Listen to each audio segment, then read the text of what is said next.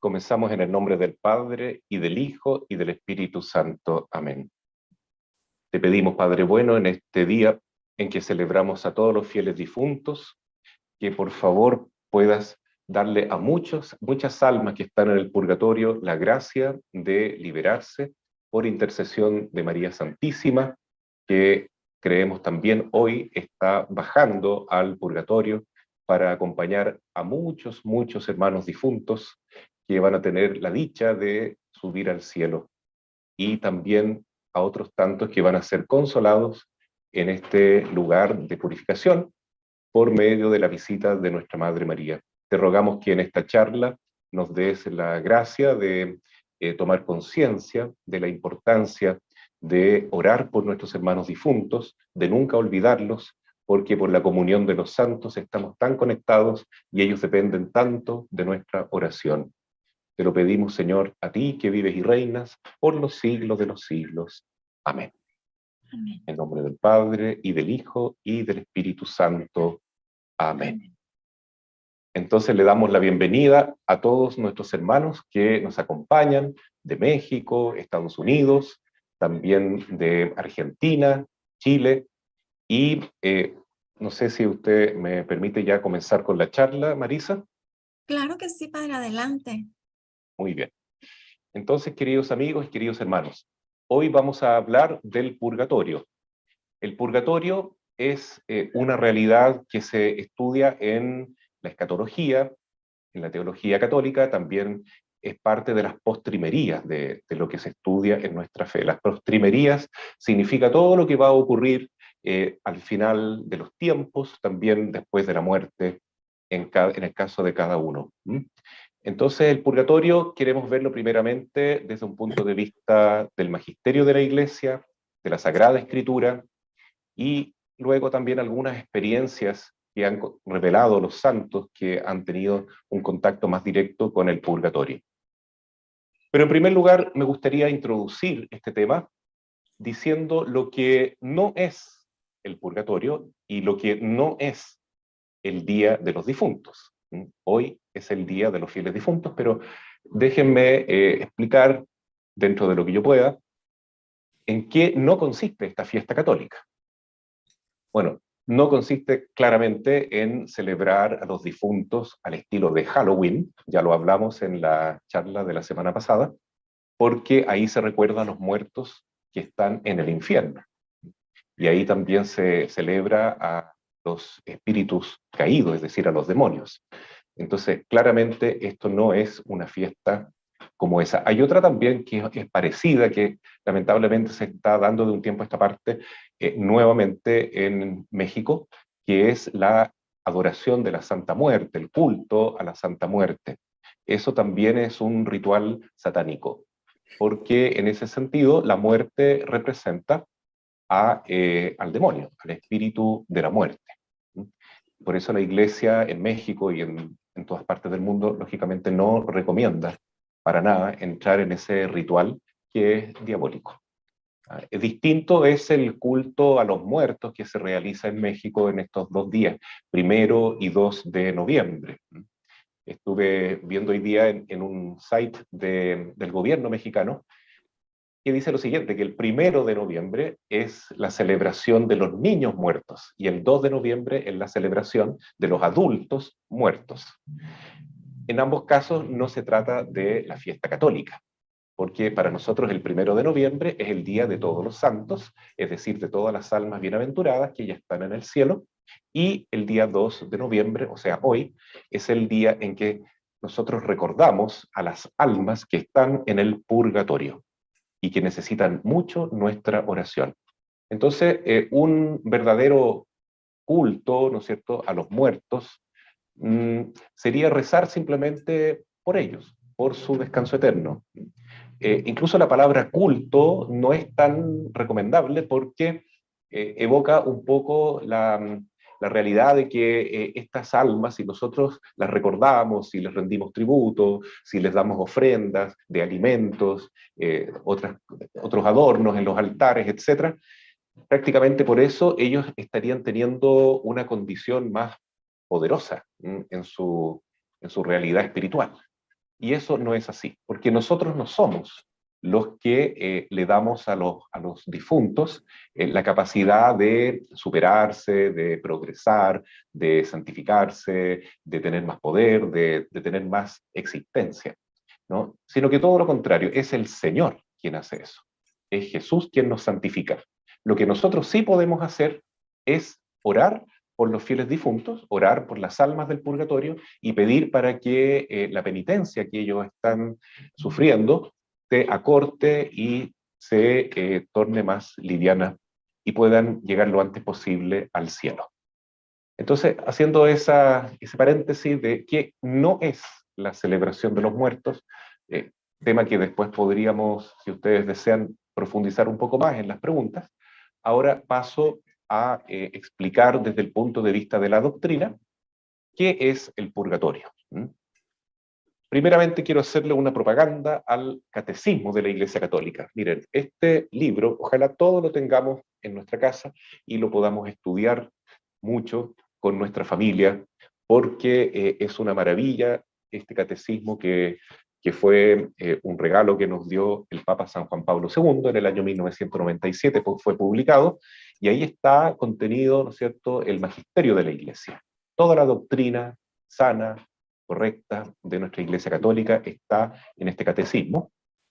Y hoy en día en que estamos viviendo tanta confusión, estamos viviendo tanta desorientación en torno a la fe, entonces conviene estudiarlo, revisarlo y salir de todas las dudas por medio del estudio del catecismo. Y por supuesto también siempre hay que tener a mano la Santa Biblia, ¿no es cierto?, la Biblia, y leerla más, meditarla más, porque aquí está la palabra de salvación y ahí está la fuente de nuestra fe. Entonces vamos a comenzar ahora a estudiar este catecismo de la Iglesia Católica, ¿cierto? Así se llama, Catecismo de la Iglesia Católica, que fue aprobado, ¿no es cierto?, y instituido por el Papa San Juan Pablo II y publicado en el año 1997. Es indispensable hoy en día tener este libro y, bueno, si no se puede tener, al menos estudiarlo online. Es muy fácil entrar por medio de Internet para revisar el catecismo de la Iglesia. Vamos entonces con el catecismo en el lugar donde se habla del purgatorio, ¿ya? Voy a entonces compartir una pantalla acá y vamos a ver lo siguiente, ¿no? Aquí ya estamos compartiendo la pantalla y nos dice el numeral 1051 que al morir cada hombre recibe en su alma inmortal su retribución eterna en un juicio particular por Cristo, juez de vivos y muertos. ¿Ya? Eso es muy importante, ¿no es cierto?, tener en cuenta que después de esta vida nosotros vamos a ser juzgados por el Señor. Eso se llama juicio particular. Y en el mismo momento de morir, nosotros vamos a saber si estamos yéndonos al paraíso o si nuestra alma se dirige al infierno. Hay dos posibilidades, ¿no es cierto?, de descubrir qué es lo que somos. Según el Génesis, en el capítulo 3, versículo 15, cuando Dios castiga a Satanás, le dice: haré que haya enemistad entre ti y la mujer, entre tu descendencia y la suya. Ella te pisará la cabeza mientras tú herirás su talón. ¿Esto qué indica? Que, en definitiva, hay dos descendencias. Una, la de María, la Inmaculada, que son todos los hijos de la Iglesia, todos los hijos de Dios, que tenemos a Cristo por cabeza, cabeza de la Iglesia, y nosotros somos el cuerpo místico de Cristo. Y en el día de este juicio particular, después de la muerte, nos vamos a dar cuenta si somos hijos de María Santísima, como dice aquí, la mujer, que aplasta la cabeza del demonio, o si somos descendencia de la serpiente, porque también dice la Biblia que el demonio tiene sus hijos. Los descendientes del demonio son todos aquellos que viven en pecado mortal y que de alguna manera u otra se han consagrado a Satanás, y por lo tanto no tendrán parte en el reino de Dios. sino que se irán con su padre, que es Satanás, a el castigo eterno, justamente después de morir. ¿Mm? Esa es la realidad del infierno. Entonces, nosotros creemos, dice el número 1052, creemos que las almas de todos aquellos que mueren en la gracia de Cristo constituyen el pueblo de Dios después de la muerte, la cual será destruida totalmente el día de la resurrección, en que estas almas se unirán con sus cuerpos. Entonces, queridos amigos, aquí está la clave para entender el purgatorio. Es la resurrección de Cristo. Si Jesús no hubiese resucitado, bueno, dice San Pablo que vana es nuestra fe, y no hubiésemos tenido nunca el purgatorio como lo entendemos hoy, como la antesala del cielo. Porque el purgatorio es justamente eso, es un lugar, es un estado del alma en que nos purificamos para ingresar definitivamente al reino, al cielo. ¿Y cuándo comenzó el purgatorio a cumplir esta función? Bueno, desde siempre todos los muertos iban al Sheol, como se dice en la Biblia, en el hebreo antiguo, que es ese lugar de los muertos, donde descansan los muertos, ¿no es cierto? Pero también existía la Gehenna, que es un fuego eterno. Entonces, desde el principio, desde el primer hombre hasta hoy, ¿no es cierto?, hasta el último hombre, los que mueren y se condenan se van al infierno, la Gehenna. Probablemente el primer hombre que partió a la Gehenna pudo haber sido Caín, primer hombre que mata a otro ser humano, a su hermano Abel. Entonces, esta realidad de la Gehenna siempre ha estado. Lo que pasa es que al principio se le llamaba el lugar de los muertos en general, ¿no es cierto? Pero se distinguía, como digo, el Sheol, donde descansaban los muertos, que no están en la Gehenna, y la Gehenna misma, que es el infierno. Cuando nosotros decimos el credo, recordamos que Jesús murió, que fue resucitado, pero el día que murió, antes de la resurrección, él va espiritualmente, va en su estado de alma, ¿cierto? Con su alma humana y con su divinidad, por supuesto, va al lugar de los muertos, al Sheol. Y ahí visita a todos los fieles difuntos que desde Adán y Eva, ¿no es cierto?, pasando hasta San José y San Juan Bautista, ¿no es cierto?, estuvieron esperando ese momento de la muerte de Cristo. Porque Cristo, muriendo en la cruz, cancela el precio que había que pagar para la redención de la humanidad, y por tanto ya a partir de ese momento se pueden abrir las puertas del paraíso.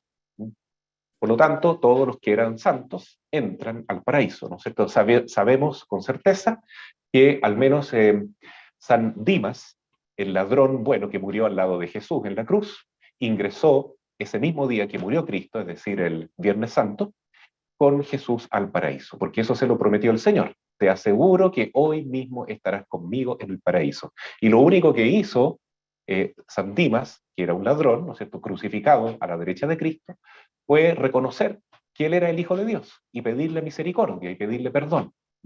Y decirle al otro ladrón malo que se estaba burlando de Jesús que no siguiera haciendo eso, defendió a Jesús. Entonces, con eso él se ganó el paraíso. ¿Ah? Es precioso, ¿no es cierto?, comprender que a partir de ese momento el Sheol, que es el lugar de los muertos, se transforma en el purgatorio. Es decir, es un estado intermedio de las almas que mueren en gracia de Dios y que antes de ingresar al cielo pasan por este purgatorio para purificarse y terminar de prepararse para entrar adecuadamente con todo el amor posible a adorar a Dios y a gozar de su presencia eternamente. Entonces, esa es la realidad del purgatorio que comienza a existir de esa manera como preparación inmediata al cielo desde la muerte y la resurrección del Señor. Entonces, seguimos avanzando con lo que dice el catecismo, ahora en el numeral 1053. Creemos que la multitud de aquellas almas que con Jesús y María se congregan en el paraíso forma la iglesia celestial, donde ellas, gozando de la bienaventuranza eterna, ven a Dios como Él es, y participan también ciertamente en grado y modo diverso, juntamente con los santos ángeles, en el gobierno divino de las cosas que ejerce Cristo glorificado, como quiera que interceden por nosotros, y con su fraterna solicitud ayudan grandemente a nuestra flaqueza. Entonces, esta es la realidad que nosotros celebrábamos ayer, el Día de Todos los Santos, ¿no? Y es parte de nuestra fe, creer que ya muchas almas son santas, son bienaventuradas, gozan de la compañía de Jesús y María, están viendo a Dios cara a cara, gozan también de la compañía recíproca entre ellos. Qué felicidad más grande estar en la iglesia celestial y estar con todos los santos y compartir tantas experiencias preciosas desde el amor intenso de Dios. Y además ellos siguen su tarea de ayudarnos a nosotros acá en la tierra, que peregrinamos en este mundo, con su intercesión, con su cariño, con su ejemplo. Entonces, esa es la iglesia celestial. ¿Ah? Ya en el número 1054 comienza a hablar del purgatorio, ¿no? Dice, los que mueren en la gracia y la amistad de Dios, pero imperfectamente purificados, aunque están seguros de su salvación eterna, sufren una purificación después de su muerte, a fin de obtener la santidad necesaria para entrar en el gozo de Dios. Entonces, quiere decir que no todos los que mueren en la gracia de Dios ingresan directamente al cielo, porque es necesario alcanzar una santidad mayor. Y esa santidad, que es en el fondo deseo de Dios, amor a Dios, se obtiene en el purgatorio. Entonces no hay que tenerle miedo a esta realidad, sino que hay que agradecer simplemente al Señor. Es un signo de su justicia, ciertamente, porque en el purgatorio nosotros pagamos la penitencia que debemos por todos los pecados que hemos cometido, que ya han sido perdonados, pero que necesitan la satisfacción de la pena temporal, ¿no? Y eso se paga en el purgatorio si no lo hemos pagado, entre comillas, ¿no es cierto?, si no hemos satisfecho esa pena aquí en la tierra. Después vamos a ir viendo con otros textos bíblicos qué importante es perdonar, ¿cierto? El perdón cristiano es fundamental para que se nos acorte el purgatorio y para que nosotros obtengamos también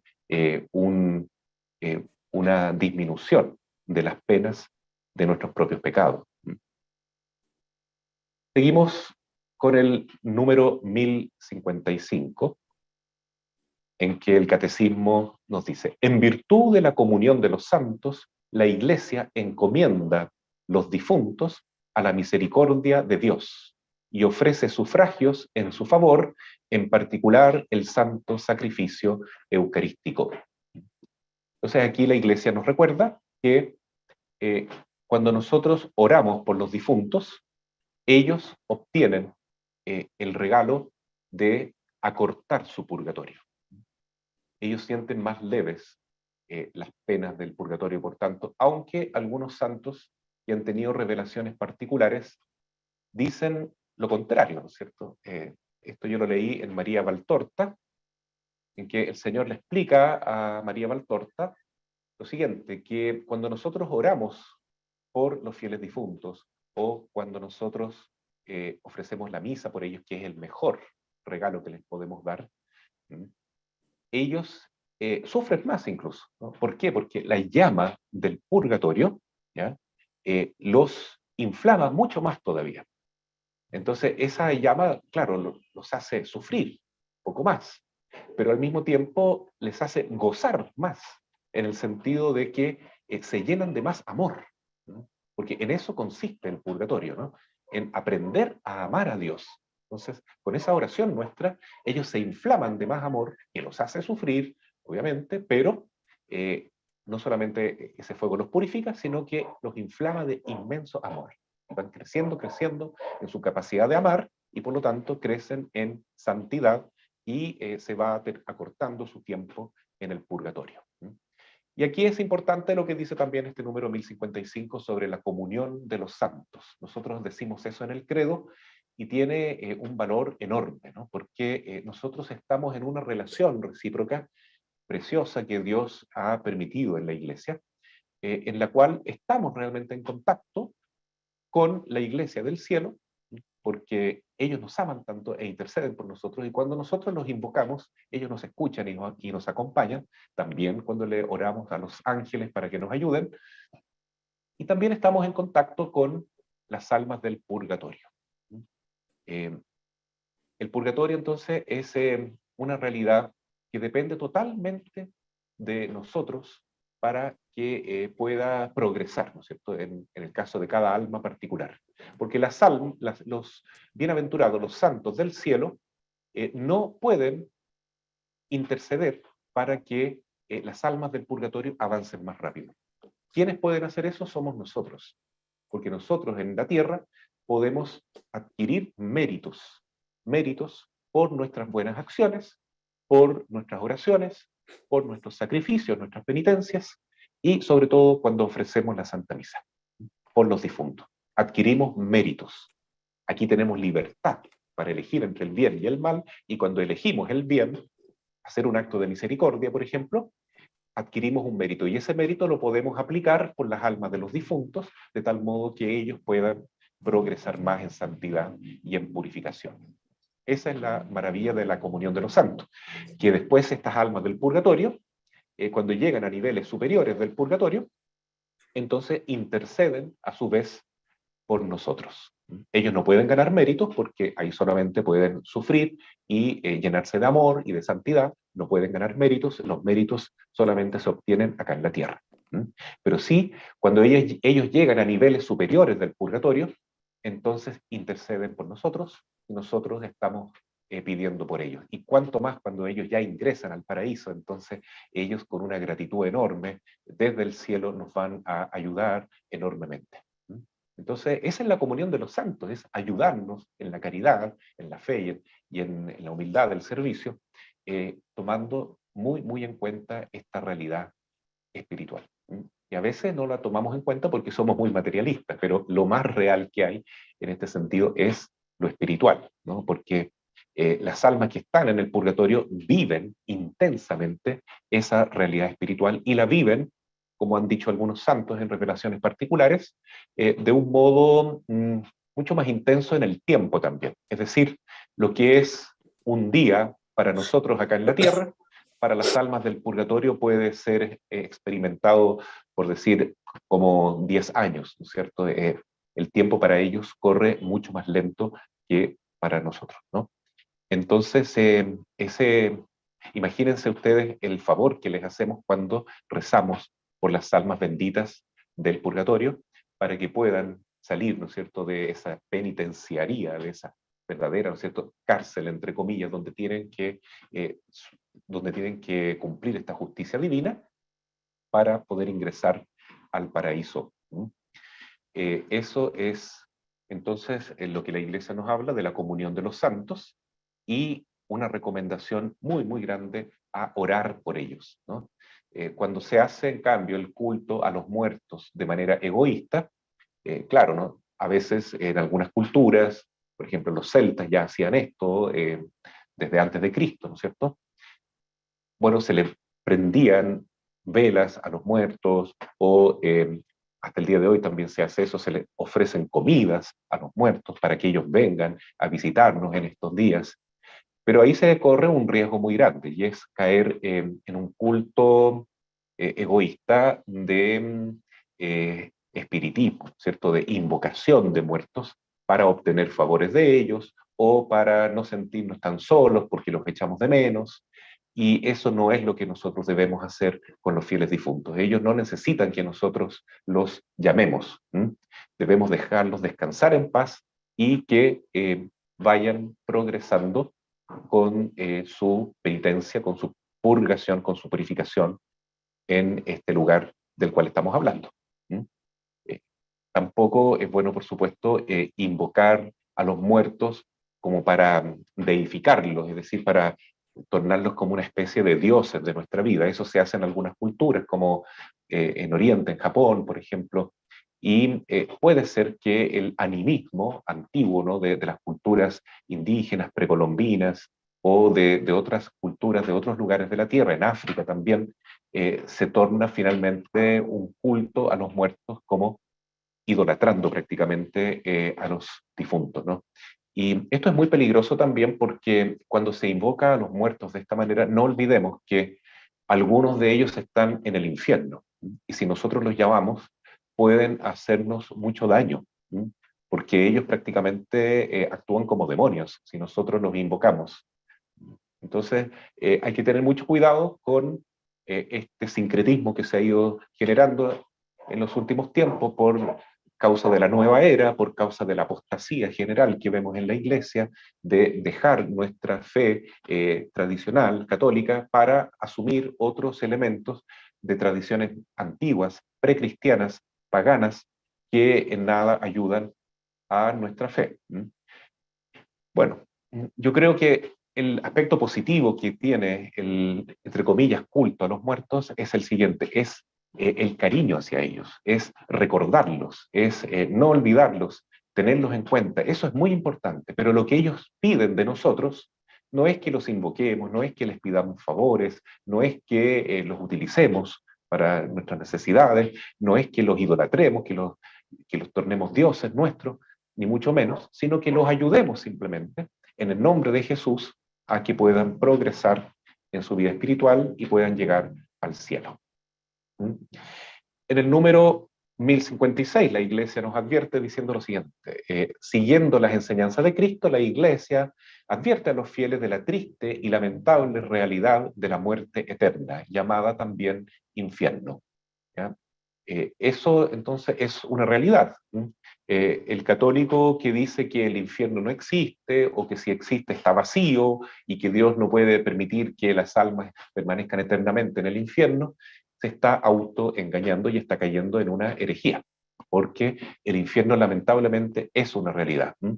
Es una realidad porque nadie va al cielo o al purgatorio obligadamente. La salvación es, como dice el Evangelio, una invitación a un banquete, a una fiesta, en la cual van todos los invitados que quieren. Los que se rehúsan buscando otras justificaciones u otros planes, entonces no entrarán a ese banquete porque rechazaron la invitación del Señor, se autoexcluyeron y eligieron otro plan, eligieron servir al príncipe de las tinieblas y no al rey de reyes, que es Jesucristo. Esas son entonces las almas que lamentablemente se van al infierno y de esa realidad de castigo ya no se sale más, salvo para el día de la resurrección de los muertos, en que se encontrarán con Cristo, igual que todos los demás, los salvos, los santos, que también resucitarán en el último día cuando Jesús juzgue a vivos y muertos. Dice San Pablo, lo leíamos hoy día en la primera carta a los Corintios, en el capítulo 15, si bien no todos resucitaremos, todos seremos al menos transformados, es decir, los que estén vivos cuando vuelva el Señor, eh, serán transformados, tendrán un cuerpo glorioso, sin pasar por la muerte. Y los que estén muertos resucitarán con un cuerpo inmortal.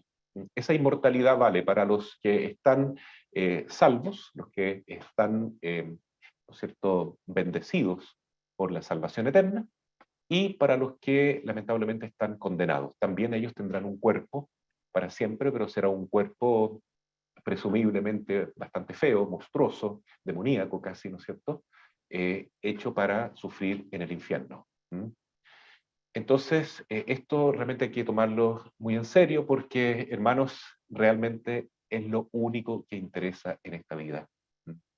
Poder dirigirnos, ¿no es cierto?, en el camino cierto y correcto que es Jesucristo y ayudar a muchos hermanos a conocer a Jesús y a que se conviertan a tiempo, a que abandonen su pecado, así como nosotros tratamos día a día de ir dejando nuestro propio pecado, para que todos juntos, como iglesia, vayamos avanzando hacia el cielo.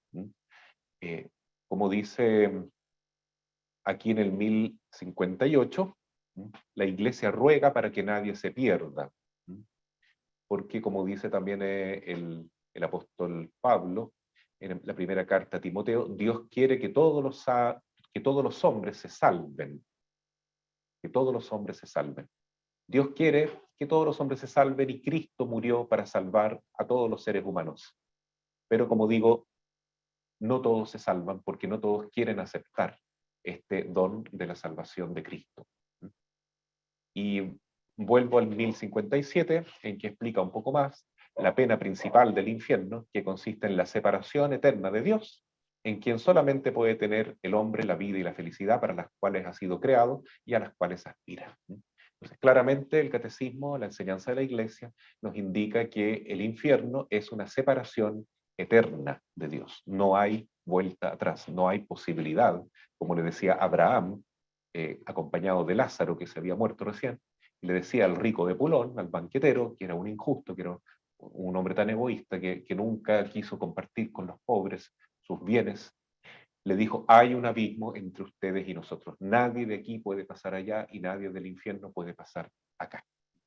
Entonces, esa es la realidad que lamentablemente celebraron muchas personas, muchos niños, el día de Halloween. Todas esas almas que están en el infierno. Y es una pena que esa fiesta satánica se esté propagando tanto en nuestra cultura occidental, porque eso indica un signo más de la gran apostasía que está sufriendo nuestra iglesia, en el sentido de que muchos miembros, en vez de vivir su fe católica como corresponde, se dejan dominar, influenciar por estas corrientes de la masa, del mundo, que son inspiradas ciertamente por Satanás. En el número 1059 dice, la misma Santa Iglesia Romana cree y firmemente confiesa que todos los hombres comparecerán con sus cuerpos en el día del juicio ante el tribunal de Cristo para dar cuenta de sus propias acciones. Por lo tanto, en este número el catecismo nos indica que la realidad del purgatorio tendrá un término, no es para siempre. Las almas que están en el purgatorio no pueden estar ahí para toda la eternidad, porque eso termina el día del juicio final, porque todos van a resucitar, todos resucitaremos o seremos transformados, como ya indiqué, para recibir el juicio definitivo de Cristo, el juicio colectivo, ¿no? Algunos puestos a su derecha, otros a la izquierda para la perdición eterna. Entonces ahí se termina el purgatorio, hermanos. El día del juicio final se acabó. Ahí solamente quedará esta realidad de un cielo nuevo y una tierra nueva, donde gozarán todos los bienaventurados con la resurrección de sus cuerpos. También será una maravilla para los santos del cielo, que ya no tendrán que verse solamente en su condición espiritual como almas, sino que volverán a tener su cuerpo, su propio cuerpo, ¿no? Que tuvieron acá en la tierra, pero ahora glorificado de un modo tan precioso como está el cuerpo de nuestro Señor y de nuestra Madre, la Virgen María, que ya anticipan la resurrección del el cuerpo de toda la iglesia. Por último, dice él en número 1060, al fin de los tiempos, el reino de Dios llegará a su plenitud. Entonces los justos reinarán con Cristo para siempre, glorificados en cuerpo y alma. Y el mismo universo material será transformado. Dios será entonces todo en todos, en la vida eterna. Eso es algo precioso. Así es como termina el credo. Después decimos amén, ¿no? Es la glorificación de toda la iglesia, donde Cristo será todo en todos. 1 Corintios 15, versículo 28. Eso significa que todo va a tener una luz divina, eh, porque todo va a estar participando de esta plenitud de la resurrección de Cristo. Los redimidos, los ángeles en el cielo, los santos con su cuerpo glorioso, lleno de una luz, ¿no es cierto?, maravillosa, que es la presencia de Cristo, que será todo en todos. Y la creación entera también, ¿no? Porque dice que habrá un nuevo cielo y una nueva tierra, estará glorificada, estará transformada, ¿no?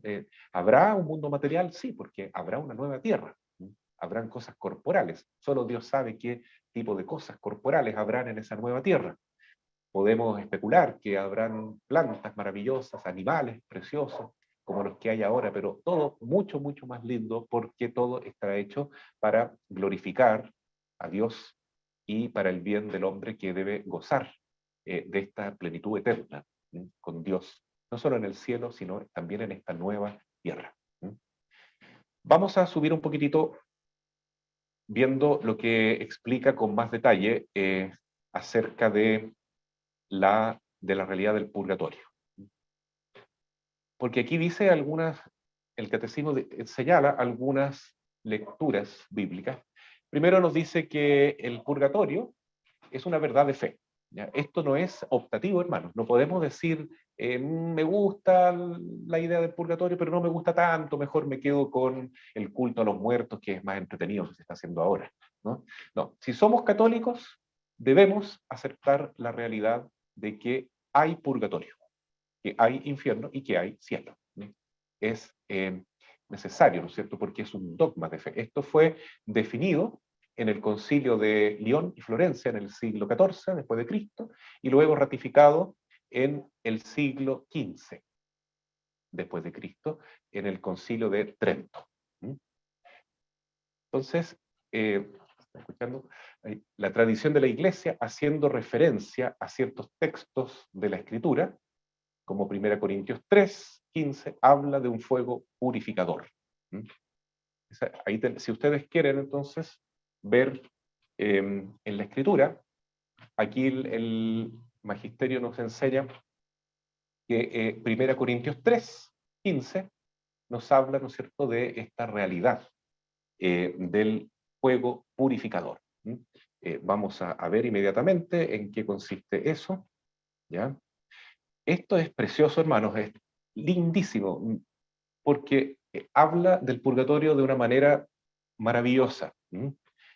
Dice 1 Corintios 3, capítulo 3, entonces, dice el apóstol Pablo que nadie puede cambiar la base de la vida cristiana, por supuesto, está puesta y es Cristo Jesús.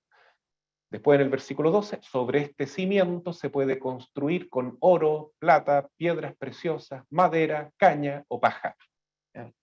Esto es, claro, obviamente una simbología, una metáfora. ¿Ya? El oro, la plata y las piedras preciosas son las obras de santidad. Si nosotros llevamos una vida cristiana con santidad, es decir, dejando que el Señor realice su divina voluntad en nuestras propias vidas, entonces todos nuestros actos son piedras preciosas, son oro y son plata también, ¿no? Pero cuando nosotros vivimos nuestra fe cristiana, nuestro cristianismo, de manera un poquitito egoísta o egocéntricos o así como mirándonos a nosotros mismos de modo narcisista, aunque hagamos obras buenas, estas obras serán de madera, caña y paja. Es decir, todo lo que es puramente humano, que no está hecho desde la voluntad de Dios, sino desde nuestra voluntad egoísta, es algo que es de madera, caña o paja, como por ejemplo dar limosna para recibir un premio, o rezar para ser visto por otros. Eso no es piedra preciosa, es paja simplemente, es madera. ¿Y qué va a ocurrir? En el versículo 13 dice, un día se verá el trabajo de cada uno, se hará público en el día del juicio, cuando todo sea probado por el fuego. El fuego, pues, probará la obra de cada uno. Entonces, en el día del juicio, aquí podemos entender el juicio particular, pero sobre todo el juicio universal, se verá público el trabajo de cada uno. Si hubo santidad en nuestra vida, se notará esa piedra preciosa, ese oro, esa plata. Si no hubo santidad, sino que una vida cristiana muy mediocre, muy tibia, tratando de a veces prenderle una vela a Dios y otra al demonio y otra al mundo, entonces nuestra vida cristiana no tendrá esas piedras preciosas o tendrá muy poco oro, muy poca plata. Todo será probado por el fuego. El fuego probará la obra de cada uno. ¿Ya? Ahora, ¿qué dice el versículo 14? Si lo que has construido resiste al fuego, serás premiado. Entonces, todas las almas, cuando mueren, pasan por este fuego que es el juicio del Señor y este fuego de amor del purgatorio. ¿Ya? Hay santos que pasan por el purgatorio así muy rápidamente, porque tienen muy poco que purificar, ¿ya? Y se van con sus piedras preciosas, con sus buenas obras, directamente al cielo. Hay quienes ni siquiera han pasado por el purgatorio, van directamente al cielo. ¿Ya? Lo que interesa aquí es el versículo 15, miren. Pero si la obra se convierte en cenizas, el obrero tendrá que pagar. Se salvará, pero no sin pasar por el fuego. ¿Ya? Esto quiere decir que Si no tenemos muchas obras buenas, ¿ya? No tenemos obras heroicas de santidad, ¿ya? Entonces, si tenemos solamente una fe con la cual apenas nos hemos podido salvar, ¿ya? Entonces el fuego del purgatorio nos va a purificar. Eso quiere decir, se salvará, dice la palabra de Dios, pero no sin pasar por el fuego. Este fuego es el purgatorio. Entonces, en el juicio final, el Señor también llamará a estas almas bienaventuradas que pasaron por el purgatorio. Hay quienes, se sabe por revelaciones particulares también, estarán en el purgatorio hasta el fin del mundo. Pero no importa, ahí resucitarán y estarán contados entre los santos del Señor. ¿Por qué? Porque fueron purificados por el purgatorio. Esta lectura es fundamental y por eso la cita aquí el número 1031 del Catecismo. También nos habla el Catecismo de Mateo 12:31. Dice que el que blasfema contra el Espíritu Santo no tendrá perdón. ¿Ya? Si ustedes anotan eso, lo pueden revisar después. Mateo 12, versículo 31. El que blasfema contra el Espíritu Santo, el que peca contra el Espíritu Santo, no tendrá perdón de Dios. Dice la palabra, ni en este mundo, ni en el mundo futuro. También se traduce ni en este siglo, es decir, esta etapa terrena, ¿no es cierto?, de nuestra vida como iglesia, ni en la etapa posterior, en el tiempo futuro, entre comillas, en la etapa futura, que corresponde, ¿no es cierto?, al purgatorio, porque ahí también se puede dar un cierto perdón, el perdón que nosotros obtenemos por pagar la penitencia de nuestros pecados. Pero el pecado contra el Espíritu Santo no tiene perdón ni en la tierra ni en el purgatorio. Así se debe entender. También el Catecismo nos enseña que en el libro de los Macabeos del Antiguo Testamento, ya al finalcito del Antiguo Testamento, dice que los judíos ya ofrecían sacrificios expiatorios en favor de los muertos, ¿no? Por eso mandó Judas Macabeo a hacer este sacrificio expiatorio en favor de los muertos para que quedaran liberados del pecado. Entonces los judíos en esta última etapa, ¿no es cierto?, de su historia antes de la venida de Cristo, ya creían en la inmortalidad del alma y también en que era necesario rezar por los muertos para que quedaran liberados del pecado. Ahí tenemos entonces un dato muy importante para comprender que la Biblia sí está hablando del purgatorio, ¿no? Porque lamentablemente los protestantes desde Lutero niegan esta realidad. Dicen, no, la Biblia nunca habla de purgatorio. Claro, no dice la palabra purgatorio explícitamente, pero sí estamos viendo en todos estos textos que el Señor realmente nos reveló que sí existe el purgatorio. Y por último, dice San Juan Crisóstomo en su homilía 41, llevémosle a los difuntos, ¿no es cierto?, socorros y hagamos su conmemoración. Es lo que hacemos hoy en la fiesta de los fieles difuntos. Si los hijos de Job fueron purificados por el sacrificio de su padre, ¿por qué habríamos de dudar de que nuestras ofrendas por los muertos les lleven un cierto consuelo?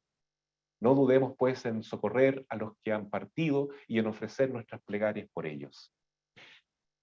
Quisiera también, hermanos, antes de concluir, contarles que hay una obra de caridad muy importante que realmente nos acorta a todos el tiempo del purgatorio, ¿no? Recordemos que Jesús dice que no debemos juzgar al prójimo. No juzguéis y no seréis juzgados, ¿cierto?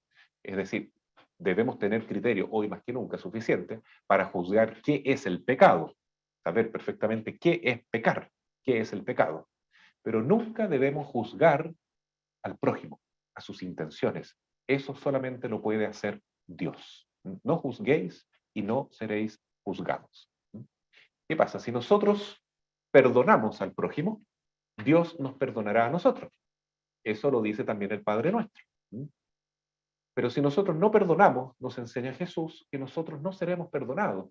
Y entonces tendremos un purgatorio mucho más largo, ¿no? Eso es lo que le sucede, ¿no es cierto? Aquí vemos en el capítulo 18 de San Mateo, en esta lectura en que un hombre le va a pedir perdón a Dios de una deuda que era impagable y Dios se la perdona. Perdón, le pide perdón a un rey. ¿Ya? El rey representa a Dios, claro. Y el rey se la perdona. Pero después ese mismo hombre sale del palacio, toma por el cuello a otra persona y le dice, págame todo lo que me debes, que era una deuda mucho menor. Cuando el rey se enteró de que no había perdonado a su prójimo, entonces se llenó de ira, ¿no es cierto? Y tuvo que hacer justicia de otra manera, ¿no? ¿Y qué es lo que le dice? ¿No? Le dice, hasta tal punto, versículo 34, se enojó el Señor, el rey, que lo puso en manos de los verdugos hasta que pagara toda la deuda. Y antes le había dicho, versículo 33, ¿no debías también tú tener compasión de tu compañero, como yo tuve compasión de ti? Entonces ahí se ve la importancia del perdón.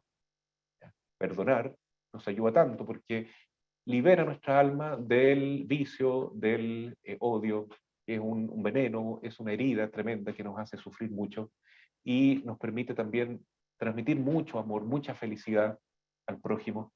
El perdón es importantísimo, porque así el Señor nos puede perdonar a nosotros de muchos pecados que tenemos, por supuesto, y de muchas penas que debemos cumplir por nuestros pecados. Y aquí entonces dice la palabra que hasta tal punto se enoja el Señor que lo pone en manos de los verdugos, es decir, lo manda a la cárcel, hasta que pague toda la deuda. ¿Esto qué tiene que ver con el purgatorio? Tiene mucho que ver, porque la palabra dice que el rey no manda matar a este hombre, que parecía que merecía la muerte, pero no lo manda matar. ¿Por qué? Porque ya lo había perdonado. Ahora, lo que sí le exige es que pague la deuda completa. Entonces su purgatorio va a ser mucho más largo, ¿no? Por eso dice la palabra, saldrá solamente de ahí hasta que pague toda la deuda. Entonces, bueno, Dios nos perdona, pero nos puede perdonar de muchas maneras.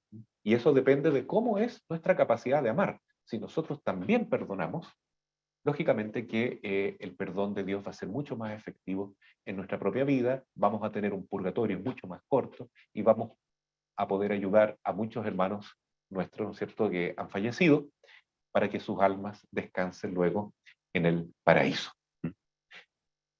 Bueno, eso sería por ahora y quisiera ahora darle la palabra a ustedes, hermanos, para que puedan también hacer sus comentarios y preguntas. Okay, aquí pueden hacer sus preguntas, las pueden escribir en el chat y con mucho gusto aquí las leemos. Déjeme ver si en YouTube hay alguna pregunta. Bueno, no, hay solo un comentario que dice que gracias por tan interesante charla del purgatorio, que es bueno y no andar equivocado por no estar y por no saber, yo creo, las cosas. ¿Puede aclarar cuál es el pecado contra el Espíritu Santo? Esta pregunta la hace Mauricio Héctor González. El pecado contra el Espíritu Santo es negar que la salvación, que el amor que nosotros tenemos proviene de Cristo. Es atribuir a Jesús cosas malas, ¿no? Por ejemplo, los fariseos decían que Jesús hacía milagros eh, por el poder de Satanás. Eso es terrible. Imagínense, Mauricio, decir que Jesús actúa con el poder del diablo. Está blasfemando contra el Espíritu Santo. Porque Jesús actúa con el poder del amor de Dios, con el Espíritu Santo, no actúa obviamente con el poder de Satanás.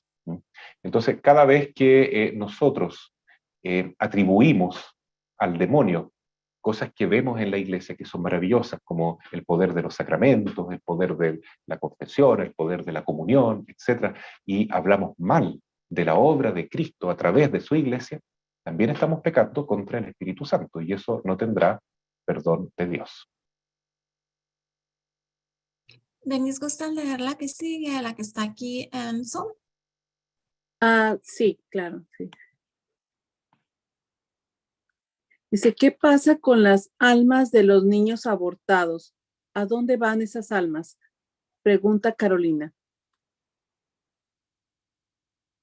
Claramente, las almas de los niños abortados no van al infierno. Eso hay que descartarlo por completo, ¿no? Eso es de sentido común. Solamente se van al infierno las almas que libremente han negado a Dios y han vivido en pecado mortal. Y mueren en pecado mortal. ¿Qué pasa con las almas de los niños abortados? Bueno, hay quienes sostienen que esas almas, como mueren casi como mártires, van directo al cielo. Pero no es así. Lamentablemente no es así. No es como el caso de las almas de los niños que fueron martirizados en Belén, después del nacimiento de Jesús. A ellos los celebramos el día 28 de diciembre y les llamamos los santos inocentes, ¿no? Entonces, esos niños murieron, incluso algunos en el vientre de su madre, ¿ya? Fue terrible esa matanza. Niños de hasta 2, 3 años de vida murieron por causa de Jesús.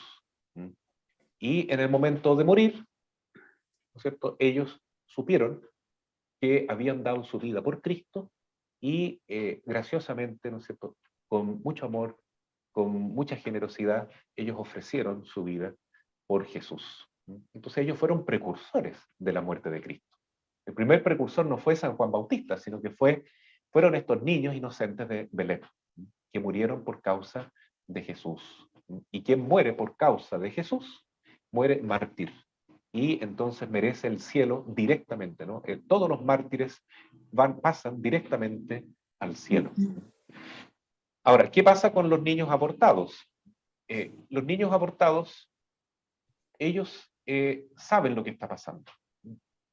Y yo puedo dar algunas experiencias como exorcista y también de otros compañeros sacerdotes que son exorcistas, que han podido tener contacto con niños, almas de niños abortados, en momentos de trance de personas que están poseídas por demonios y que después de ser liberados de los demonios en ese momento, Dios permite que hablen almas de niños abortados a través de esas personas. Es bastante impresionante esto, pero es así y todo lo que ocurre ahí finalmente termina siendo muy razonable, ¿no? Entonces, me contaba el padre Rafael Ramírez, que es el exorcista oficial de Santiago, que una vez conversó con una de estas almas que se le presentó a través de una persona que estaba en una sesión de exorcismo. Y el padre le preguntó cómo estaba, por qué no se veía, no se sentía su voz en paz. Él decía que tenía rabia, que estaba triste y sentía ira con el farmacéutico que había vendido la píldora del día después a su mamá. Imagínense ustedes eso, hermano. Os quiere decir que, como dice la palabra de Dios, antes que tú nacieras yo te conocía y te consagré. Antes de nacer somos personas. Desde el momento de la concepción percibimos todo lo que nos pasa. Espiritualmente nos damos cuenta de todo. Porque somos personas. En la fecundación, en la concepción, Dios infunde un alma humana y pasamos a ser personas. Y yo, desde ese momento de la concepción, capto todo lo que le pasa a mi mamá, a mi papá, lo que ellos conversan, y las heridas o alegrías que me puedan proporcionar me acompañarán para toda la vida. Entonces, esa sensación de rechazo, esa experiencia de que el farmacéutico le proporcionó esa píldora abortiva a la mamá, le produjo un dolor muy grande a ese niño y no murió en paz. Entonces tuvo que pagar también un purgatorio ese pobre bebé. Entonces es así, ¿no? Algunos niños, por lo menos, ya sabemos que son abortados y no pueden ir directamente al cielo, tendrán que sufrir un purgatorio. Ok. Erika pregunta, bueno, es una pregunta, pero son dos. Ella dice, rezar el rosario nos ayuda a purificar nuestros pecados. ¿Y qué pasa con la gente que se quita la vida? El rosario en este momento es uno de los remedios principales para nuestra purificación, es decir, nosotros nos purificamos, cumplimos nuestro purgatorio aquí en la tierra cada vez que rezamos el rosario. Se nos acorta el Santo Rosario.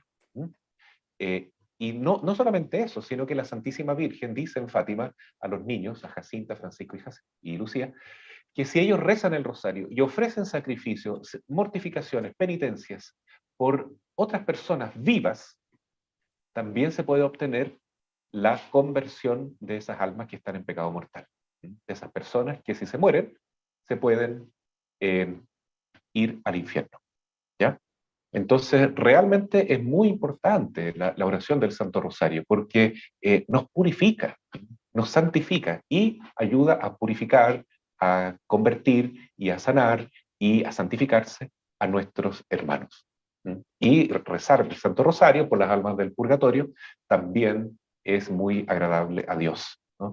Las almas del purgatorio a veces vienen a este mundo, como dice aquí Carolina Mayor, vienen a nuestra realidad porque Dios lo permite, ¿no? Y nosotros sentimos cosas que ellos nos transmiten, ruidos, o hablan con algunas personas, o les comunican de una manera u otra la necesidad que tienen de nuestra oración. ¿Mm? Y se manifiestan. Pero cuando las almas del purgatorio se manifiestan, precisamente no es para asustarnos, no es para hacernos daño, sino para llamar nuestra atención de que ellos necesitan esa oración. Entonces, no dudemos en rezar el rosario por ellos, porque es la mejor oración que podemos ofrecerles como sufragio después de la Santa Misa, ¿no? La más importante de todas es la Santa Misa. Así es. La siguiente de Alejandra dice, Padre Raimundo, ¿qué pasa con las almas de los niños que no alcanzan a nacer por aborto espontáneo y qué hacer en este caso? ¿Es bueno ponerle nombre y bautizar espiritualmente? Sí, porque si es un aborto espontáneo, no provocado, el niño percibe que él fue amado, que fue querido, que fue aceptado, pero Dios no permitió por algún motivo que naciera. Entonces, todo niño, aunque sea abortado, es bueno que se haga un proceso de sanación después, ¿no es cierto? Un proceso de duelo por causa de ese niño que se perdió, ya sea por un aborto no provocado y también por un aborto voluntario. Porque sigue siendo un hijo, y esa mamá se va a encontrar con su niño o con su niña en la resurrección de los muertos. Y qué lindo sería entonces que desde ya se produzca ese proceso de sanación, de perdón, de pedirle perdón, si el aborto fue voluntario, y también el deseo de que esté con Dios, ¿no? Existe no solamente el bautismo que nosotros conocemos de agua, sino que existe también el bautismo de deseo. Entonces, se puede opinar teológicamente que sí, ese bautismo de deseo puede aplicarse a estos niñitos que se perdieron, ¿no? Especialmente si se hace luego eso, ¿no es cierto? Se perdió el niño, no, se interrumpió la gestación en forma involuntaria o en forma voluntaria. Bueno, siempre es posible desear que ojalá haya sido bautizado, ¿no es cierto? Y ese deseo Dios lo puede contemplar para que antes del momento de la muerte haya alcanzado a estar bautizado, a ser un hijo de Dios. Ok, en YouTube Paz pregunta, ¿los que rechazan a Dios van al infierno? Perdone, Marisa, ¿me puede repetir la pregunta? Los que rechazan a Dios van al infierno. Y aquí mismo yo creo que podemos agregar, se está promoviendo mucho la apostasía que van y renuncian a su bautismo. ¿Qué pasa con esas personas y también con los que rechazan a Dios? Pues que es lo mismo, ¿no? También aquí están rechazando a Dios.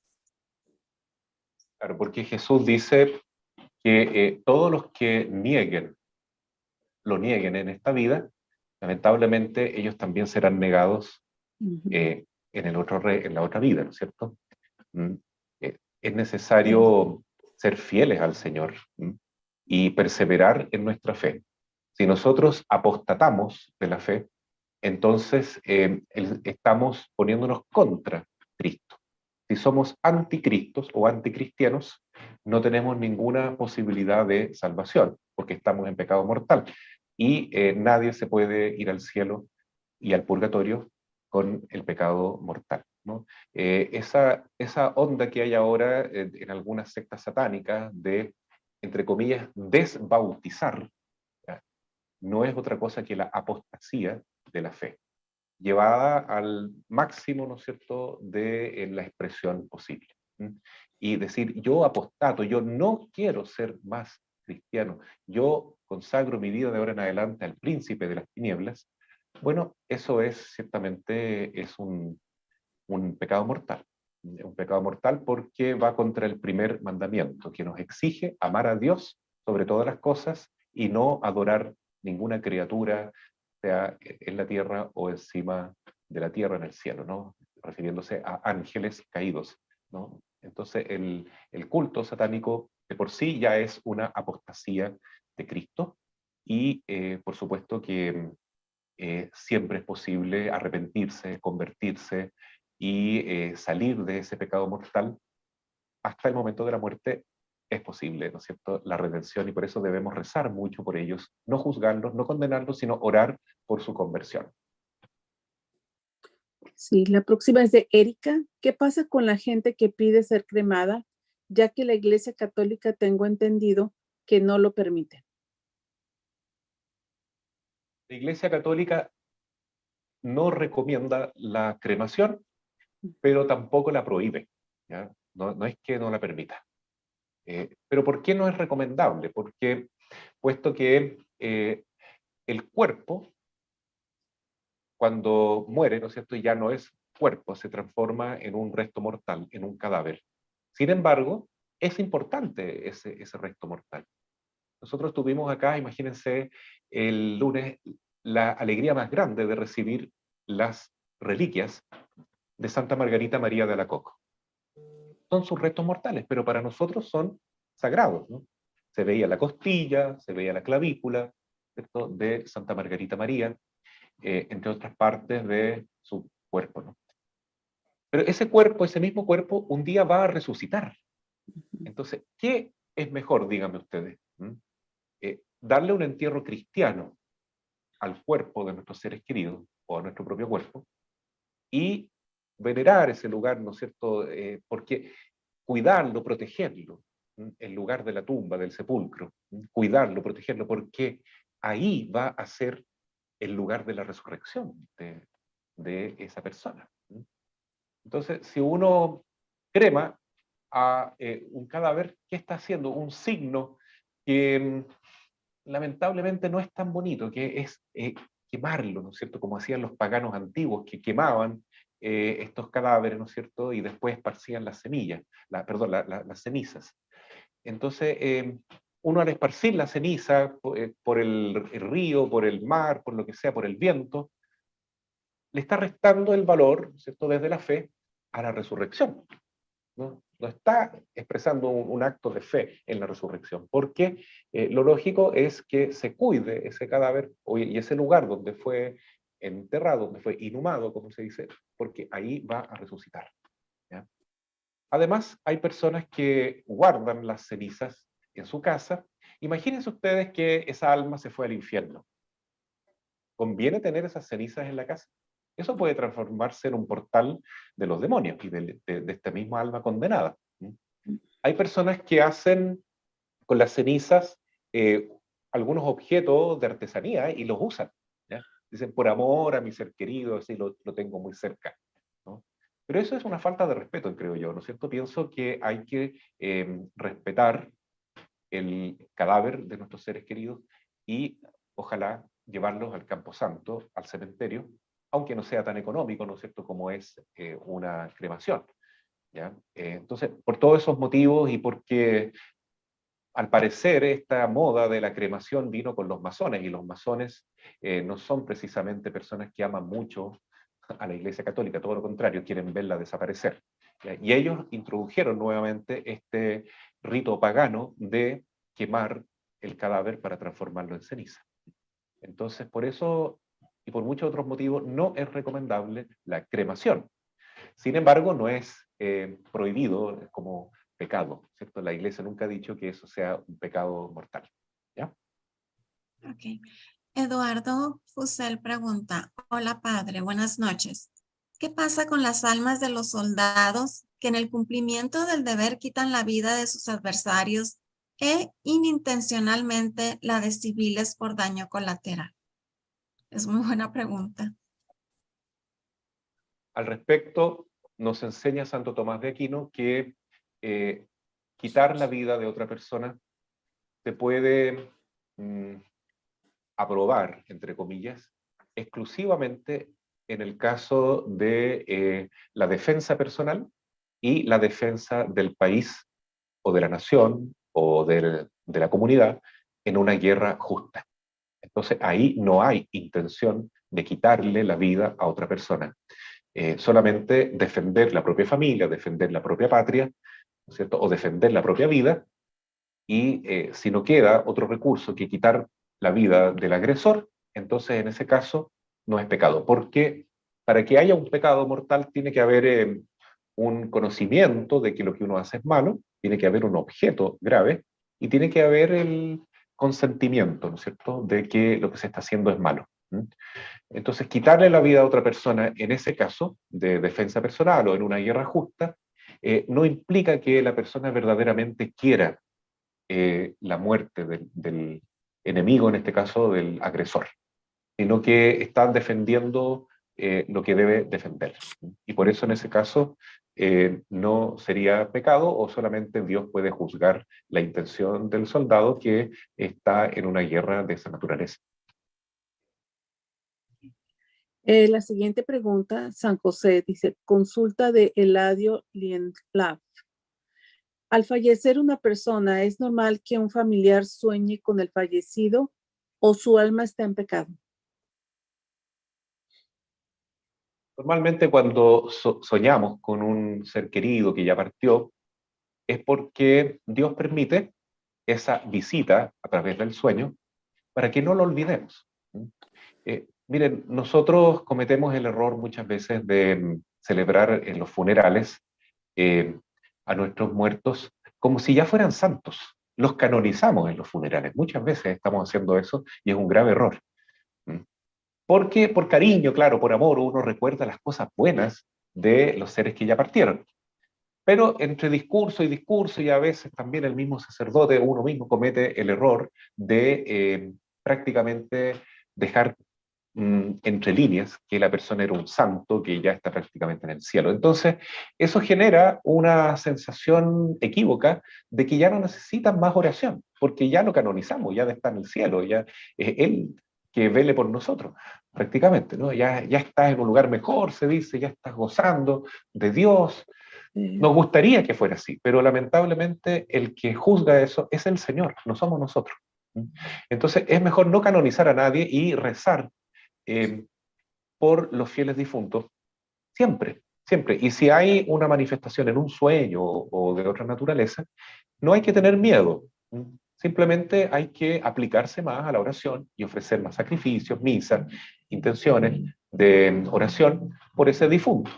Y al cabo de un tiempo vamos a ver que las manifestaciones van disminuyendo y acaban, porque ellos agradecen mucho cuando rezamos por ellos.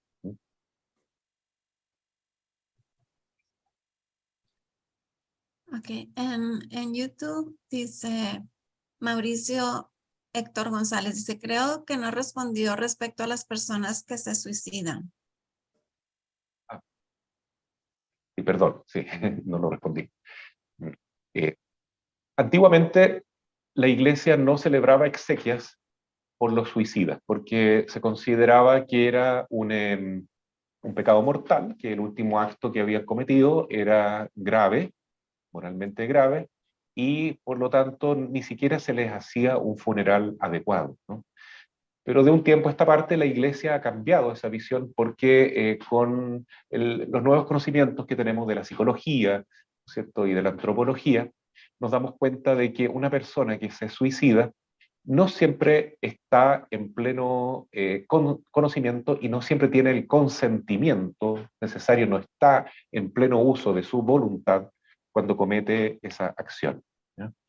Inclusive hay personas que a veces pueden quitar la vida influenciados por demonios. Entonces, en el sentido de que una persona tal vez no tiene pleno conocimiento o pleno consentimiento, plena voluntad, ¿ya? De quitarse la vida y lo comete, entonces puede pensarse de que tuvo alguna chance de salvación. y que a lo mejor en el último instante antes de morir pudo haber tenido algún contacto con el Señor y arrepentirse en el fondo de su corazón, o una intercesión especial de la Santísima Virgen o de algún santo que, ¿no es cierto?, haya permitido que en vez de irse al infierno, se fuera al purgatorio. Entonces, ahora sí, la Iglesia reza por todos los muertos que lamentablemente se han quitado la propia vida. Carolina Mayor pregunta, padre, entonces, ¿no se debe sentir miedo cuando las almas del purgatorio nos visitan, haciendo ruido, pasos, etcétera? Yo digo en voz alta el Salmo 91 fuerte y claro para que se vayan. ¿Hago mal? O sea, algunas veces siento miedo, otras no. Tengo a San Benito en mi velador y en la entrada de la puerta de mi casa. Las puede detener que vengan a mi casa. Cuando son manifestaciones no muy desagradables, digamos así, ya por ejemplo solamente ruidos, ciertos olores que no son malos, voces, o como decía Eladio Lienlaf recién, manifestaciones en sueños, entonces podemos presumir que son almas del purgatorio, que están sufriendo, que están en pena. Y no debemos sentir miedo en absoluto, ¿no? Ellos vienen con buena intención, vienen con la única petición de que recemos por ellos, que no los olvidemos, que ofrezcamos más misas, que ofrezcamos más sacrificios, más Santo Rosario, más oraciones. Todo lo que hacemos en el día a día podemos ofrecerlo por su descanso eterno. Entonces, claro que no hay que sentir miedo. Ahora, puede ser que sea un engaño satánico también, que sea una presencia demoníaca. Entonces es bueno, si se están experimentando esos fenómenos que son preternaturales, es decir, son naturales, no son científicamente comprensibles, rociar la casa con agua bendita y exorcizada. Ahora, si los fenómenos persisten, puede que sea no un demonio, sino que sean almas del purgatorio. En caso que sean espíritus malos, yo recomiendo tampoco sentir miedo. Nunca el miedo es un buen aliado en la lucha contra el mal. El demonio no tiene poder sobre nosotros si tenemos una confianza ciega y absoluta en el Señor. No tenemos nada que temer. Si Cristo está conmigo, ¿quién contra mí? Entonces, nada hay que temer, ni siquiera al mismo demonio. Claro que es fácil decirlo, pero uno debe trabajar ese espíritu de confianza, de abandono en el Señor, en el Sagrado Corazón de Jesús, en San Miguel Arcángel, en la Santísima Virgen, en San José, para que cuando sea el momento del ataque, conservemos la paz, la calma, ¿ya? Y hagamos inmediatamente invocaciones al Señor, jaculatorias: Señor, ten piedad de mí, Jesús, ayúdame. Y hay personas que a veces son paralizadas en el sueño, entonces ya no ni siquiera pueden mover los labios, cuando hay influencia diabólica, ¿no es cierto? Hay opresión, una opresión muy común que se llama esa inmovilidad del sueño, ¿no?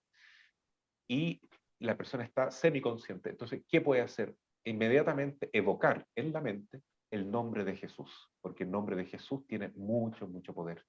Jesús, Jesús. Y cuando ya puede mover la boca, decir: Jesús, ten piedad de mí, Jesús, ayúdame, Jesús, confío en ti, Madre, por favor, sosténme con tu mano, cúbreme con tu manto, etc. Y poco a poco vamos venciendo esa opresión diabólica que hoy en día es muy común. Lamentablemente, ese tipo de influencia extraordinaria del demonio cada vez es más común, porque el demonio tiene mucho poder en el mundo actual.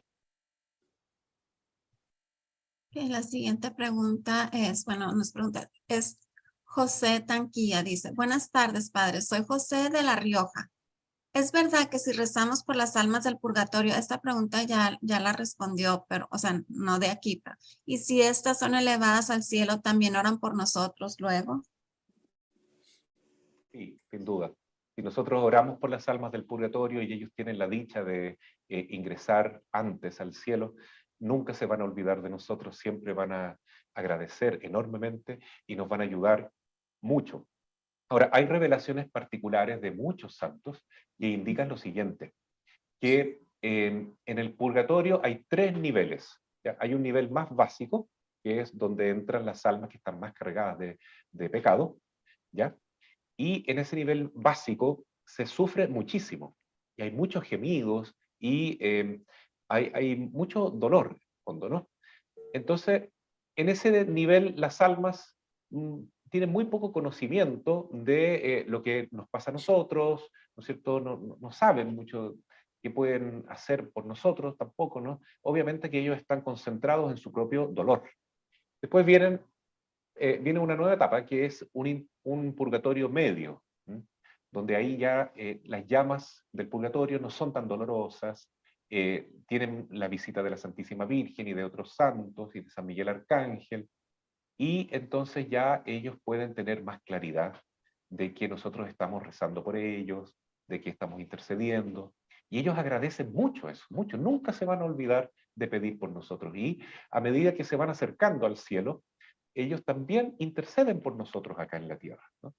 Pero no hay que invocar nunca a los muertos con esa intención de que nos ayuden, ¿no? Porque eso se llama espiritismo. Lo que nosotros debemos hacer en primera instancia es orar por ellos, pedir por ellos, ofrecer por ellos. Y si ellos buenamente nos quieren ayudar, ¿no es cierto? Hay gente que es devota de las almas del purgatorio, pero es cuando ellos están en estas instancias superiores, ¿no? Dicen estos santos que han tenido estas revelaciones particulares, que son muy razonables, ¿no es cierto? Aunque no son dogmas de fe, podemos creerlo o no creerlo, pero yo encuentro que es bastante bueno opinar teológicamente de esa manera, ¿no? Que hay un tercer nivel también del purgatorio, que se llama el purgatorio de deseo, en que ahí ya no hay llamas, ¿no? Solamente el amor de Dios tan profundo que tienen estas almas, que desean tan profundamente estar con el Señor, ¿no? Y ese deseo las hace sufrir, pero las hace amar más todavía. Y en ese lugar ellos tienen encuentros muy continuos con la Santísima Virgen, con San Miguel Arcángel, con su propio ángel de la guarda, que les va diciendo que nosotros rezamos por ellos y que ellos también desde ese momento se disponen a orar e interceder por nosotros. No pueden ofrecer méritos para ayudarnos, nosotros sí por ellos, pero ellos pueden al menos interceder por nosotros. Y cuando llegan al cielo, con mayor razón, ahí sí interceden con mucho más poder para ayudarnos. Esa es la comunión de los santos. Patricia Molina Sánchez dice, Padre, sí, como usted dice que cuando resucitamos, resucitamos en cuerpo también, ¿qué pasa con la donación de órganos? En la donación de órganos es un regalo que nosotros podemos hacer a nuestros hermanos que están enfermos, que están con accidentes, etcétera, y que necesitan un órgano para vivir. Dice Jesús que no hay amor más grande que dar la vida por los amigos. Entonces, dar sangre, dar un órgano, siempre y cuando no signifique quitarse la propia vida, ¿no es cierto? Se entiende cuando una persona ya está en muerte cerebral, ahí sí, entonces puede dejar predicho que quería donar un órgano. ¿Qué pasa? Nosotros sabemos que tenemos alma, y nuestra alma define lo que somos. Somos personas. Pero si nosotros recibimos el órgano, por ejemplo, un riñón de otra persona, y lo incorporamos en nuestro organismo, ese riñón ya no es parte de la otra persona. Yo no recibo el alma de la otra persona, yo recibo su riñón, que está vivo y que por esta comunión biológica que tenemos los seres vivos, ¿no es cierto?, podemos recibir y eventualmente asimilarlo en nuestro propio organismo, pero si es asimilado por mi organismo, es mi alma la que está otorgándole vida a ese órgano que he recibido. Entonces, no hay ningún problema con la donación de sangre y con la donación de órganos. Lo que va a pasar en la resurrección de los muertos es que nosotros vamos a tener nuestra alma espiritual que se va a revestir de carne de nuevo, ¿no? Va a recibir el soma, como dicen los griegos, la parte física, la parte carnal, huesos, carne. Nos vamos a revestir de carne, pero es una carne diferente, ¿ya? Hoy día en la misa justamente decía la primera carta a los Corintios, en el capítulo 15, que la materia ya no va a ser más perecible, ya no va a ser más corruptible, sino que es una materia renovada, una materia transformada, es un cuerpo distinto, un cuerpo glorioso, ¿no? Entonces, tiene que ver con nuestros restos mortales, pero el Señor va a darnos una corporalidad, ¿cierto? Nueva, distinta, inmortal. Entonces no hay ningún problema con la donación de órganos. Bueno, aquí Paz pregunta, ¿qué es lo que la iglesia recomienda que se haga con las cenizas, considerando que personas creyentes las vacían en el mar u otro lugar? Bueno, habiendo dicho que no es conveniente la cremación, pero si una vez se ha realizado esta, y la iglesia no lo condena, solamente no lo recomienda, ya, si una vez que se ha realizado, entonces lo que corresponde sería no vaciarlo en el mar, en el aire, en el viento, en el río, sino que guardar con mucho respeto en el ánfora o en la cajita que sea, esa ceniza en un lugar santo, ojalá en un campo santo, en un cementerio. O bien en un lugar adecuado, en el jardín, por último, de nuestra casa, con una cruz, porque ese es el lugar donde va a reposar, ¿no es cierto? Van a reposar esos restos mortales. Verónica Franco dice, buenas noches, padre. Muchas gracias por la charla. Quizás alguien ha ido hoy a misa y no ha aplicado indulgencia a un difunto. Hoy es un día especial para aplicar las indulgencias por los difuntos y ciertamente que si se cumplen todas las condiciones, esas indulgencias hacen un bien enorme. Y bueno, yo creo que este es un tema que vamos a tener que hablarlo más seguido, ¿no es cierto, Marisa y Denise? Porque Sí, hay padre, mucha ignorancia las acerca indulgencias. de las indulgencias que nosotros podemos otorgar, ¿no es cierto?, a modo de sufragio a las almas que están en el purgatorio o a nuestra propia vida. Sí, aquí Carolina Mayor pregunta, ¿qué diferencia hay entre alma y espíritu? Nosotros estamos en un nivel intermedio de la creación, ¿ya? Formamos parte del mundo material, físico, corporal, pero también formamos parte del mundo espiritual. En el mundo espiritual están los ángeles y Dios, que es espíritu puro, pero también nosotros, porque nuestra alma, a diferencia de los animales y plantas, es un alma espiritual. Ahora bien, en el mundo corporal, ¿ya?, del cual también nosotros formamos parte, existen las plantas y los animales. Y estos seres son vivos, por tanto tienen alma, pero es un alma material, es un alma mortal, es un alma que termina cuando el individuo muere. Entonces, a ese tipo de alma se le llama psique. Se escribe P-S-I-Q-U-E, psique. Porque es un alma para informar, para darle vida al cuerpo material. Entonces nosotros tenemos en nuestra alma estas dos dimensiones, la parte psíquica, que le da vida y movimiento a todo nuestro cuerpo, y la parte espiritual. Y en virtud de esa espiritualidad, nuestra alma, que es una sola, ¿ya? Una sola, es inmortal y es incorruptible. Y por eso, después de la muerte, el alma subsiste. Ahora, la parte psíquica del alma también subsiste, ¿no? Y es la que espera volver a encontrarse con el cuerpo, ¿no? Hay personas que han sufrido amputaciones y sufren lo que se llama el miembro fantasma, ¿no? Entonces, por ejemplo, a alguien le cortaron una pierna y siente que en algunos momentos tiene la pierna. Lo que pasa es que el alma psíquica sigue existiendo siempre. Y eso es lo que va a pasar cuando muramos, que vamos a tener nuestra alma, que es espiritual y es psíquica al mismo tiempo, y la parte psíquica echa de menos su cuerpo. Por eso la dignidad plena la vamos a tener en la resurrección de los muertos, cuando tengamos nuevamente nuestro cuerpo físico, material, pero glorioso, ¿no? Como este cuerpo corruptible mortal. Verónica Franco, ¿podría explicar si podría ganar esa indulgencia aún hoy? Y si es así, ¿cómo? Quizás lo ha dicho al comienzo, si fue así, ¿podría repetirlo, por favor? Bueno, para haber ganado la indulgencia era necesario participar en la misa, confesarse.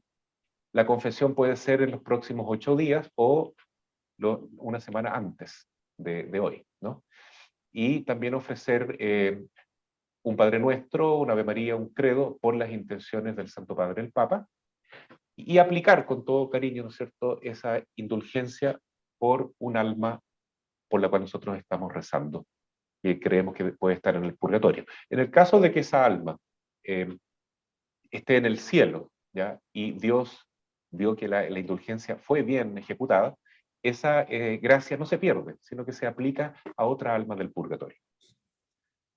Ok. San José pregunta, consulta de Paola.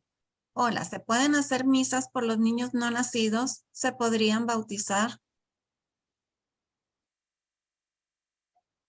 Bueno, expliqué que existe el bautismo de deseo, pero ese hay que pedírselo a un sacerdote y explicarle bien la situación, y ahí el padre entonces puede hacer una oración por esa alma que falleció, pidiéndole al Señor, en el fondo es una intercesión, por favor, Señor, viendo el deseo de esta madre, ojalá que tú hayas considerado que se haya bautizado este niñito antes de morir, entonces en el nombre del Padre y del Hijo y del Espíritu Santo. Ese es el bautismo de deseo. ¿Mm? Existen otros bautismos también, ¿no? El bautismo de sangre, por ejemplo, el bautismo que sufrieron los niñitos que murieron en Belén, que ya mencioné, los santos inocentes. Ellos fueron bautizados en su propia sangre. Los mártires también, que dan su vida por Cristo y no están bautizados, bueno, en el momento de morir son bautizados con su propia sangre. ¿Mm? Y la otra parte de la pregunta era de si acaso se puede rezar por un alma de un niño abortado o un niño que se ha perdido, un aborto involuntario. Sí, por supuesto, se pide en la misa por el alma de un niño que no alcanzó a nacer. ¿Mm? Y esa intención de misa entonces le va a ayudar mucho a esa alma. Así es. Verónica Franco, también cómo obtener las indulgencias posibles para difuntos hasta el 8 de noviembre. Muchas gracias. Así es. Muchas gracias, Verónica, por hablarnos de ese tema tan importante de las indulgencias. Bueno, pues es todo. Es todo, sí. Creo que son todas las preguntas. No sé si tenga usted algo más que agregar, padre. Solamente quiero agradecerles a ustedes y animarlas a que sigan con su apostolado de oración por el linaje de nuestras familias, porque eso en el fondo tiene mucho que ver con el tema que hemos hablado hoy, ¿no? Pedir por nuestros ancestros es un deber y es una obra de caridad. Pedir por los muertos, y pedir por los muertos de nuestra familia redunda también en un bien muy grande para nosotros y para nuestros hijos y las futuras generaciones de nuestra familia. ¿Mm? Porque realmente estas almas acogen esa oración de manera muy, muy agradecida cuando están en el purgatorio. Y si no, si están en el cielo, también la acogen con cariño y ellos interceden por nosotros. Ahora, si esas almas están en el infierno, pedir a Dios, digamos en este caso, recordándolos a ellos, hace que se cree un bloqueo para que la acción del alma condenada no interfiera en nosotros y en nuestras familias. Entonces es muy, muy importante rezar por nuestros familiares difuntos. ¿Mm? Y por eso también quisiera agradecerles a ustedes por el ejemplo que nos dan y que ojalá los cristianos tengamos cada vez más conciencia de la importancia de rezar como corresponde por las almas de los difuntos y no mezclar esto con otros rituales o otras costumbres paganas que hoy están tan de moda. Amén. Así sea. Bueno, antes de pasar con usted otra vez a la oración de protección final, vamos a dar los avisos que tenemos. Entonces, mañana jueves los invitamos a que nos acompañen a la adoración al Santísimo virtual. Por Facebook la tenemos a las 6 de la tarde desde Tecomán, Colima. Se transmite por Facebook en la página del apostolado. Y a las 7 de la tarde se transmite la adoración al Santísimo por el canal de YouTube desde Guadalajara, Jalisco, con el Padre Jesús Leonardo Rebollo León. Y el domingo los invitamos a que nos acompañen a la paraliturgia de sanación de las 6 puertas, 11 de la mañana, hora de la Ciudad de México. Y a las 6 de la tarde, el Padre Gabriel Panduro Muñoz celebra la Santa Misa a las 6 de la tarde, hora de la Ciudad de México, y se transmite por el canal de YouTube y por la página de Facebook del apostolado. El próximo martes vamos a tener el rosario con el apostolado del rosario y del manto de la Santísima Virgen de Guadalupe. Ese se transmite por Zoom y en el canal de YouTube y la página de Facebook del apostolado del rosario. Y el próximo miércoles ya estamos llegando al final del año. Entonces, al final del año siempre tenemos un seminario y vamos a tener 3 miércoles seguidos. Bueno, seguidos no, porque la semana de Día de Gracias no va a haber charla, pero ya son las últimas charlas de este año. La semana que entra vamos a empezar con el seminario de escatología y lo empieza el padre Víctor Hugo Fernández Vélez con el tema hablando de los 3 estados, cielo, purgatorio e infierno. Después tendremos al próximo miércoles, tendremos a la psicóloga María Estela Hernández Paredes y luego tendremos al padre Jesús Leonardo Rebollo León. Y para finalizar el año vamos a tener al padre Víctor Hugo Fernández Vélez otra vez hablándonos de la Navidad. Para el año que entra tenemos muchas sorpresas para ustedes, muchas cosas preparadas también. Y ahora sí pasamos con el padre Raimundo para hacer la oración de protección final. Adelante, padre. El Señor esté con ustedes. Y con su Y con espíritu. Y por intercesión de la Santísima Virgen, Madre y Reina de la Iglesia, y por intercesión de San José, el patrono de la buena muerte, los bendiga Dios Todopoderoso y bueno, para que tengamos un corazón dispuesto a orar por nuestros seres queridos que partieron de este mundo, para que tengamos un corazón dispuesto a prepararnos a una buena muerte, teniendo siempre la delicadeza de amar a Dios sobre todas las cosas, de perdonar a los que nos han ofendido como Cristo nos perdona a nosotros, de prepararnos convenientemente con nuestros sacramentos, especialmente asistiendo a los enfermos, no esperando hasta el último momento para darle la extrema unción, sino ayudándoles antes con los sacramentos, con la confesión, con la unción de los enfermos, y que podamos tener cada vez más una visión clara de lo que nos espera después de la muerte y también en la resurrección, para que nuestra vida se vaya acomodando más y más a la santidad de los hijos de Dios, y también sean protegidos en su día a día de toda acción maléfica, de toda influencia extraordinaria de nuestro enemigo, por intercesión de San Miguel Arcángel y de sus ángeles custodios, en el nombre del Padre, y del Hijo, y del Espíritu Santo. Amén. Amén. Amén. Muchísimas gracias. Muchas gracias a todos por haber estado con nosotros. Muchísimas gracias, Padre. También el año que entra vamos a contar con todo el favor de Dios, con muchísimas charlas con el Padre Raimundo Mena. Muchas gracias, Padre. Gracias a ustedes por su Gracias, invitación, y siempre es un gusto compartir la fe con ustedes y también con todos los hermanos que nos siguen, y también con los hermanos que nos acompañan acá de Chile.